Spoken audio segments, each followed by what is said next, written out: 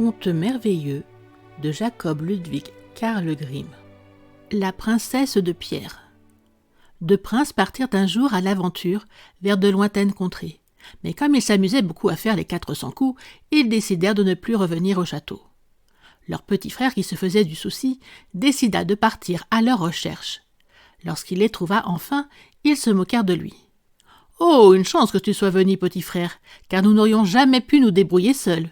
Tu es tellement plus intelligent que nous. » Mais ils acceptèrent quand même de l'emmener avec eux. Ils reprirent donc la route tous ensemble, et un jour, au détour d'un sentier, ils aperçurent une fourmilière.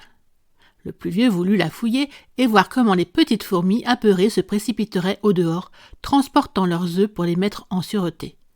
Mais le plus jeune dit « Laisse donc ces animaux en paix, je ne peux pas supporter qu'on les dérange. » Ils continuèrent et arrivèrent au bord d'un lac sur lequel barbotait un très grand nombre de canards. Les deux plus vieux voulurent en attraper quelques-uns et les faire cuire, mais le plus jeune ne les laissa pas faire et leur dit « Laissez donc les animaux en paix, je ne peux pas supporter qu'on les tue. » Plus tard, ils trouvèrent une ruche d'abeilles qui était tellement remplie de miel qu'elle en débordait. Les deux frères voulurent faire un feu sous la ruche afin d'enfumer les abeilles et leur voler leur miel.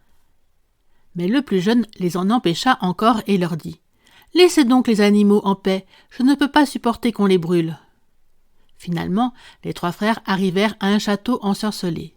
Une méchante sorcière avait transformé en pierre toutes les plantes, tous les animaux et tous les gens de ce château, à l'exception du roi. Elle avait épargné le roi car elle voulait qu'il souffre de voir ses trois filles dormir d'un sommeil de pierre. Les trois princes se dirigèrent vers la porte du château et regardèrent à l'intérieur par un petit trou. Là, ils virent un homme gris et triste comme la pierre assis à une table. C'était le roi. Ils l'appelèrent une fois, puis une seconde fois, mais le roi ne les entendit pas. Ils l'appelèrent de nouveau. Là, il se leva, ouvrit la porte et, sans prononcer un seul mot, les conduisit à une table couverte de victuailles. Lorsque les trois princes eurent mangé et bu, qu'ils furent rassasiés et repus, le roi leur montra leur chambre et ils allèrent dormir. Le lendemain matin, le roi vint auprès du plus vieux des princes, lui fit signe de le suivre et le conduisit à une tablette de pierre. Sur cette tablette se trouvaient 3 inscriptions, chacune décrivant une épreuve qui devait être accomplie pour que le château soit délivré de son mauvais sort. La première disait « Dans la forêt, sous la mousse, gisent les 1000 perles des princesses. Elles doivent toutes être retrouvées avant le coucher du soleil. S'il en manque ne serait-ce qu'une seule, celui qui les aura cherchées sera changé en pierre. » Le prince partit donc dans la forêt et chercha durant toute la journée. Mais lorsque la nuit tomba, il en avait seulement trouvé 100. Il arriva à ce qui était écrit sur la tablette. Il fut changé en pierre. Le jour suivant, le second prince entreprit à son tour de retrouver les perles, mais il ne fit pas beaucoup mieux que son frère aîné. Il ne trouva que 200 perles et fut lui aussi changé en pierre. Puis, ce fut au tour du plus jeune de chercher les perles. Mais c'était tellement difficile et cela prenait tellement de temps qu'il se découragea. Il s'assoya sur une roche et se mit à pleurer. À ce moment, la reine des fourmis, à qui il avait un jour porté secours, surgit avec 5000 autres fourmis. Les petites bêtes cherchèrent les perles et cela ne leur prit guère de temps pour qu'elles les retrouvent toutes et qu'elles les rassemblent en un petit tas. Fort de son succès, le jeune prince s'attaqua à la seconde épreuve. La clé de la chambre des princesses gît au fond du lac. Elle doit être retrouvée avant le coucher du soleil.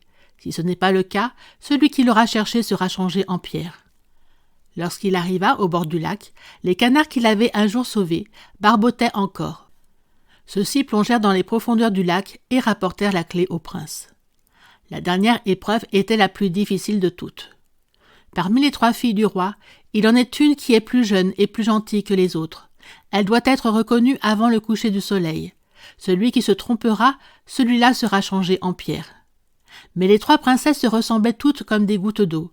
La seule chose qui permettait de les distinguer était qu'avant d'être changées en pierre, elles avaient mangé chacune une sucrerie différente. L'aînée avait mangé un morceau de sucre, la deuxième un peu de sirop, la plus jeune une cuillerée de miel. C'est alors qu'arriva la reine des abeilles, dont la ruche avait un jour été sauvée par le jeune prince. Elle se posa sur les lèvres de chacune des princesses pour y goûter les cristaux de sucre qui s'y trouvaient collés. Finalement, elle s'arrêta sur les lèvres de la 3e, car elles avaient le goût du miel. C'est ainsi que le jeune prince put reconnaître la plus jeune des princesses. À ce moment, Le sort fut levé. Toutes les plantes, tous les animaux et tous ceux qui avaient été changés en pierre reprirent vie, et les 3 princesses se réveillèrent. Le jeune prince épousa la plus jeune et devint le roi après la mort de son père, tandis que ses frères marièrent chacun une des 2 autres princesses. Merci d'avoir écouté cette vidéo. Si cette vidéo vous a plu, vous pouvez vous abonner gratuitement à la chaîne Coin Livre Audio. N'oubliez pas de liker avec le pouce vers le haut. Vous pouvez aussi me laisser un commentaire. À bientôt.